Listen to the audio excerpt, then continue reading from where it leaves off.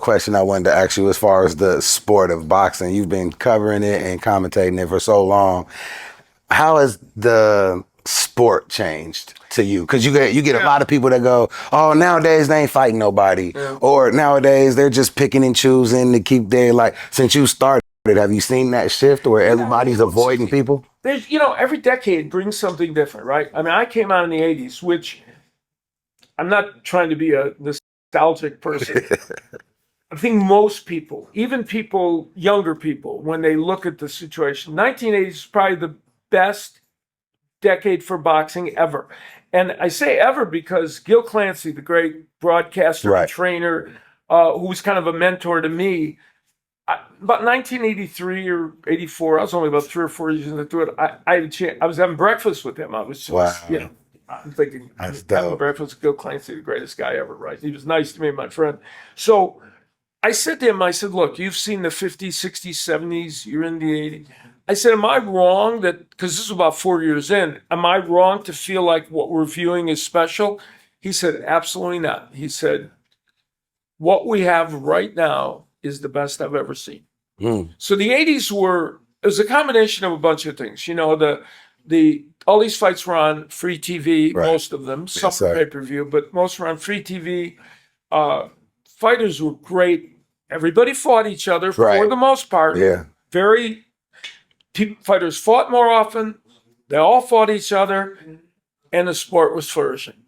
The 90s, it continued like that into the mid part. Something changed. Fights were off free TV, and I went on. Were mostly the main fights were either on HBO, Showtime, or pay-per-view. Right.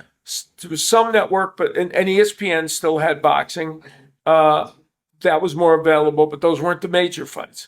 So that was a big shift in boxing because some of the fan base didn't have access to those fights. And in the late 90s, even though we had stars, to be honest, by the time we hit the end of the 90s, two things happened.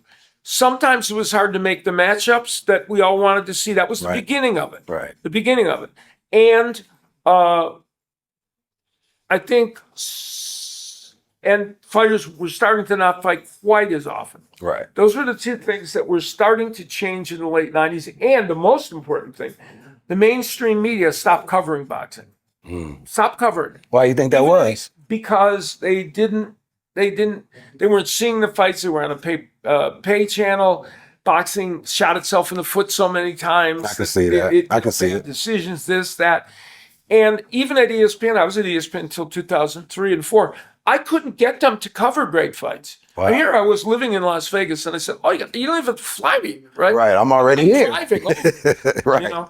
And there were fights I covered, but some they didn't even want to cover. So that was the beginning of what I feel was then into the 2000s, a really difficult time for boxing.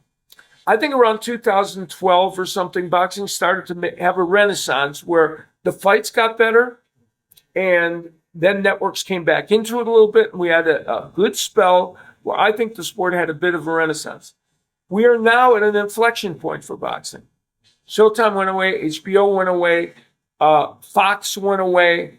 With boxing on ESPN, DAZN, and the very limited Amazon, but not really Amazon because all they do is pay-per-views. Right. Yeah, so they're really just getting in. Not even another. And so we have 2 of the 3 that are streaming. And listen, I think DAZN in particular has put on some very, very good fights. Yeah, they have been. Service that people have to pay for. Yeah. Now, some could say it's no different than Showtime or HBO, and it probably isn't. But there's one network left with ESPN. So the accessibility of boxing is a little bit less. So it may turn out okay, but it's different. Right. And you brought up the key element, and this is where it gets to be, it's a long diatribe. No, it's okay. Long answer to your question. Yeah, no, we love it on the Main Event podcast. We're good. We don't have any commercials to go.